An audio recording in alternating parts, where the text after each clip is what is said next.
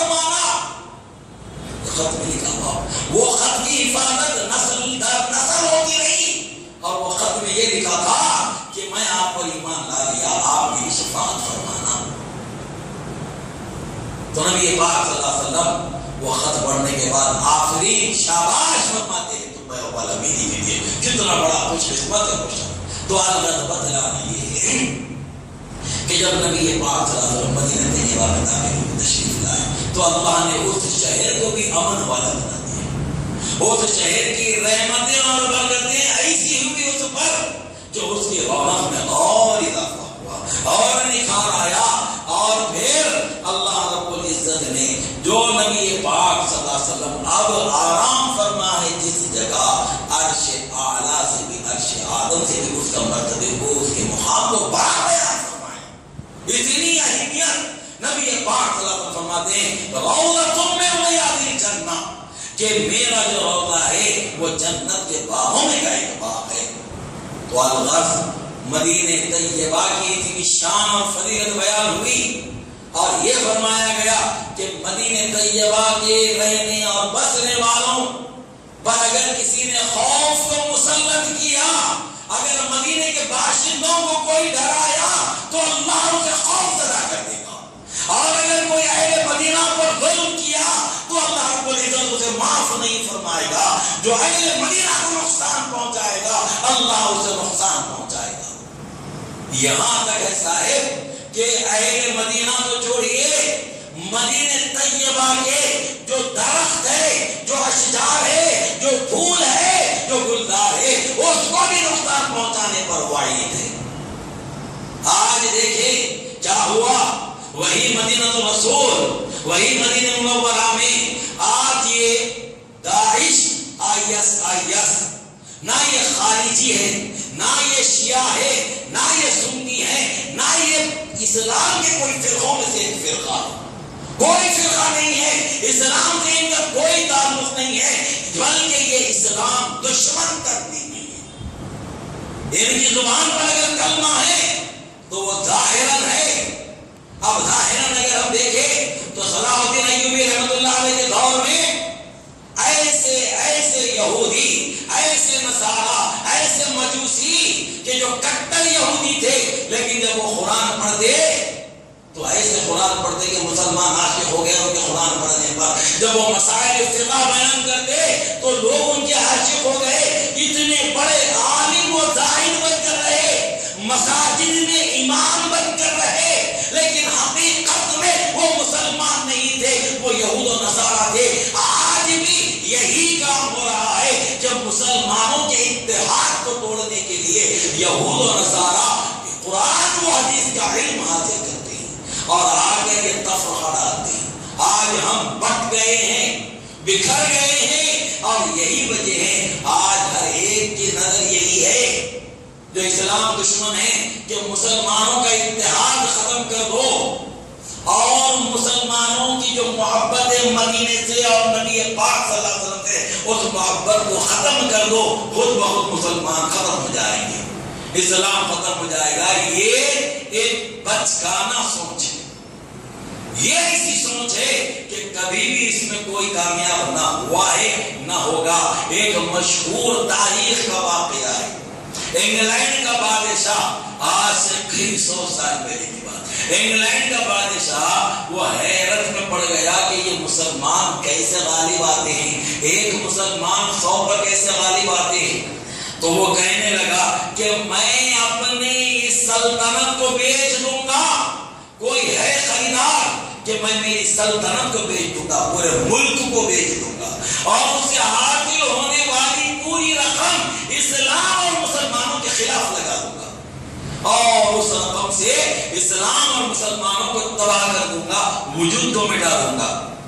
تو اس وقت یہودی جو دانشور، جو سمجھ بوجھ رکھنے والے، وہ کہنے لگے کہ یہ ممکن نہیں ہے۔ تو پھر وہ کہتا ہے کہ کیا ممکن ہے؟ تو اس کے لیے وہ کہتے ہیں کہ ایک بڑا پینل بلایا جائے، ایک بڑی باڈی، ایک میٹنگ ہو۔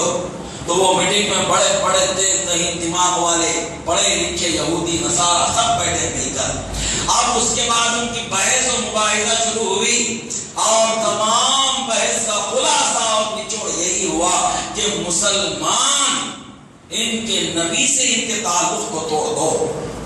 اگر جب تک کہ ان کے نبی کی محبت ان کے اندر ہے ہرگز ہم ان پر کامیاب نہیں ہو سکتے, ہرگز ہم انہیں نیچا نہیں کر سکتے, انہیں ہم ہرگز شکست نہیں دے سکتے. جس دن ان کے دلوں سے محبت مصطفیٰ عظمت مصطفیٰ صلی اللہ علیہ وسلم نکل جائے گی اس وقت یہ مسلمان کچھ نہیں رہے گا, ایک نام کا مسلمان بن کر رہ جائے گا. تو یہ کئی سو سالوں سے یہ پلاننگ چل رہی ہے, آج بھی یہ پلاننگ چل رہی ہے. اور ویسے کئی ایسے صفوں کے لوگ آئے کہ جن کو دیکھ کر ہم لوگ کہنے لگے کہ کیسے اللہ والے ہیں, لیکن جب بعد میں دیکھا گیا تو شیطان بھی ان سے گھبرا گیا, شیطان بھی ان سے خائف ہو گیا, ڈر کر لاہور پڑھ کر شاید یہ بھاگ گیا. ویسے بدعمل والے نکلے اور پھر ان کی حیتیں, ان کا لباس, ان کی گفتگو, ان کا عمل مکمل خالصتاً اسلامی نظر آنے لگا, لیکن در حقیقت وہ اسلام کے دشمن نکلے.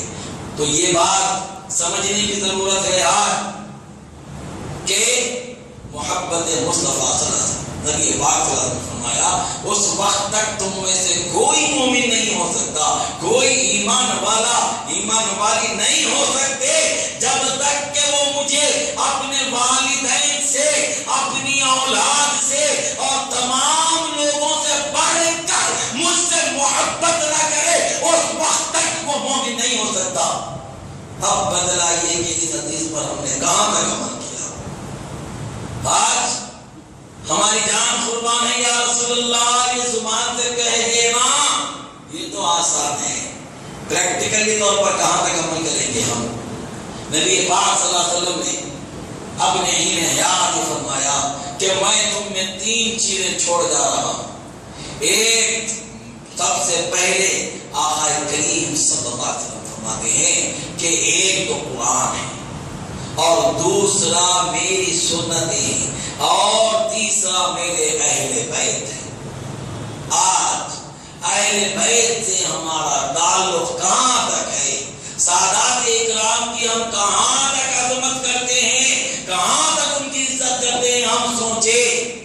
آج ہم سمجھنے کی ضرورت ہے, آج ہم اہل بیت اطہار سے ہمارا تعلق کیا ہے, کتنی محبت کریں گے.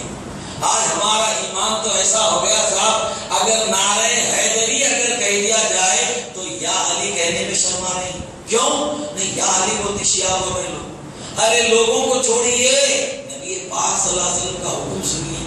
فرما رہے کہ میرے اہل بیت تمہارے درمیان ہیں, ان کے جب تک محبت کرو گے تم نقصان میں نہیں رہو گے. آج ہم اہل بیت سے محبت کہاں تک رکھتے ہیں. نعرہ حسین پر یا حسین کا جواب آتا تھا, آج ایسے نعرے کہاں ہوتے ہیں صاحب. اگر بات ہوتی ہے تو نہیں شیعہ ہو جاتے. یہ جو منطق شروع ہوئی یہ حالیہ 15-20 سال سے شروع ہوئی کہ فضیلت اہل بیت بیان کرتے ہی کہا جاتا ہے نہیں مولانا اچھے تھے, اب تک کیا ہے راضیوں کی طرح بول رہے ہیں. ارے سب سے پہلے احمقوں کی طرح بات کرنا چھوڑو اور سمجھو کہ حقیقت روح کیا ہے. ایمان کا صحیح تعلق یہ ہے کہ حضور صلی اللہ علیہ وسلم سے اور آپ کے اہل بیت سے جب تک ہمارا تعلق مضبوط نہیں ہوگا ہمارا ایمان ہی کامل نہیں ہوگا. حضرت ابوبکر صدیق رضی اللہ عنہ کو دیکھ لو, آپ میں نے اس سے پہلے بھی سنائی, ابھی بھی سنا رہا ہوں, کچھ نئے لوگ ہیں. آپ حضرت سیدنا علی مرتضیٰ رضی اللہ عنہ کے چہرے کو دیکھتے رہتے مجلس محفل میں. حضرت مولا علی شیخ ابدا مشکل کشا رضی اللہ عنہ کے چہرے کو تکتے رہتے, دیکھتے رہتے. تو ام المومنین سیدہ عائشہ صدیقہ رضی اللہ تعالی عنہا یہ سوال فرماتی ہیں کہ اے بابا جان میں کیا دیکھتے ہو کہ جب کبھی مجلس میں علی رضی اللہ عنہ تشریف لاتے ہیں آپ سب کو چھوڑ کر علی کے چہرے کو دیکھتے رہتے ہیں, کیا بات ہے. تو حضرت ابوبکر رضی اللہ عنہ فرماتے ہیں کہ بیٹی بات یہ ہے کہ علی کے چہرے کو دیکھنا عبادت ہے. نبی کریم صلی اللہ علیہ وسلم نے فرمایا کہ علی کے چہرے کو دیکھنا عبادت ہے, اسی لیے میں علی کے چہرے کو دیکھتا ہوں. کون کہہ رہے ہیں, خلیفہ اول فرما رہے ہیں. پھر ہمارے لیے کیا بچا سر, علی رضی اللہ عنہ کے چہرے کو تو انہوں نے دیکھ لیا, ہم کیا دیکھیں گے. ہاں اگر ہماری محبت ہے تو ممکن ہے، اللہ سے امید ہے کہ عالم رویا میں خواب میں اگر زیارت ہو جائے تو ممکن ہے جی، لیکن یہ ہر ایک کے لیے یہ نعمت ہو یہ بھی ممکن نہیں ہے۔ میں دیکھوں آپ دیکھوں سب دیکھیں یہ بھی ممکن نہیں ہے، تو ہم جیسے گنہگاروں کے لیے بھی ایک پوائنٹ چھوڑا ہے، اور ایسا ہے کہ قیامت تک کے لیے ہم تمام کے لیے راحت کا سامان ہو گیا وہ یہ ہے، فرماتے ہیں آگے کہ علی کے چہرے کو دیکھنا عبادت ہے، علی کا ذکر بھی عبادت ہے، سبحان اللہ۔ تو علی رضی اللہ عنہ کا ذکر بھی عبادت ٹھہرا۔ تو یہاں پر دیکھو محبت اہل بیت اگر دیکھو تو صحابہ سے سیکھو۔ آج یوم صحابہ مناتے ہو، صحابہ کا عمل بتاتے ہو، صحابہ نے نماز پڑھی، صحابہ نے تبلیغ کی، صحابہ نے جہاد کیا، صحابہ نے سب کچھ کیا، صحابہ نے محبت بھی کی، نبی علیہ السلام سے بھی کی، اہل بیت اطہار سے بھی کی، بندگان پاک سے بھی محبت کی، پھر یہ کیوں نہیں بتایا جاتا؟ یہ بھی تو بتایا جائے۔ صحابہ کا عمل بتاتے ہو، زبان نہیں رکتی تمہاری، صحابہ کا عقیدہ بیان کرو کبھی، وہاں پر زبان کیوں گونگی ہو جاتی ہے؟ وہاں پر ایسا محسوس ہوتا ہے کہ تم اپنی ماں کے پیٹ سے گونگے پیدا ہوئے۔ شرم آنی چاہیے ایسے مفسد ذہنیت اور ایسے مفسد خیالات پر کہ ایک طرف تو دعائی دیتے ہیں کہ ہم آقا کے امتی ہیں، اور دوسری طرف ہمارا عمل کہ ہم دشمن اہل بیت ہیں۔ تو غور کریں اور ابھی بھی سدھرے اور اپنی اولاد کی صحیح تربیت کریں، اولاد کو اہل بیت کا اکرام کیا ہے بتائے، اہل بیت کی محبت انہیں بتائے، نبی پاک صلی اللہ علیہ وسلم کی عظمت انہیں بتائے، اور پھر مدینہ طیبہ کے جو حالات ہیں وہ بھی انہیں بتائے۔ ایک واقعے کے ساتھ میں رخصت ہو جاؤں کہ ایک حیدرآباد کا واقعہ، ایک صاحب بڑی محبت و عقیدت سے مدینہ منورہ سے ایک جھاڑ چھوٹا سا پودا وہ وہاں سے نکالتے ہیں، صاحب اچھی طرح سے وہاں سے نکال لاتے ہیں، وہاں کے ماہرین سے رجوع ہوتے ہیں کہ میں انڈیا جا رہا ہوں، اس کی کیسی حفاظت ہو، تو وہ جو بھی اس کی حفاظت کے لیے ہوتے ہیں کہ جھاڑ سوکھ نہ جائے، وہ سب حفاظت کے ساتھ یہاں پر لاتے ہیں، لا کر یہاں پر یہاں کے جو یہ ماہر ہوتے ہیں نا، یہ نرسری کے جو جھاڑوں کے جو ان سے رجوع ہوتے ہیں، اور اپنے گھر میں زمین کھود کر بالکل اچھے انداز میں باریکی کے ساتھ اس پودے کو لگاتے ہیں۔ ہر وہ چیز ملی جو ہونا تھا، اعلیٰ سے اعلیٰ چیزیں اس کے پرورش کے لیے، لیکن وہاں پر وہ دیکھتے ہیں کہ جھاڑ مرجھایا جا رہا ہے، سوکھ نہیں رہا ہے، مرجھایا جا رہا ہے۔ پھر سے وہ رجوع ہوتے ہیں، تو جتنے وہ ماہر ہیں ایگریکلچر کے وہ بھی آ کر ڈاکٹر بھی کہتے ہیں کہ بھائی جتنی چیزیں یہ جھاڑ کو دی گئی ہے، یہ جھاڑ کو اتنی چیزیں دی گئی ہے کہ یہ نہ مرجھانا ہے نہ سوکھنا ہے، بلکہ یہ بہت تیزی کے ساتھ بڑا ہونا ہے، یہ کیوں ہو رہا ہے؟ وہ بھی ہے نا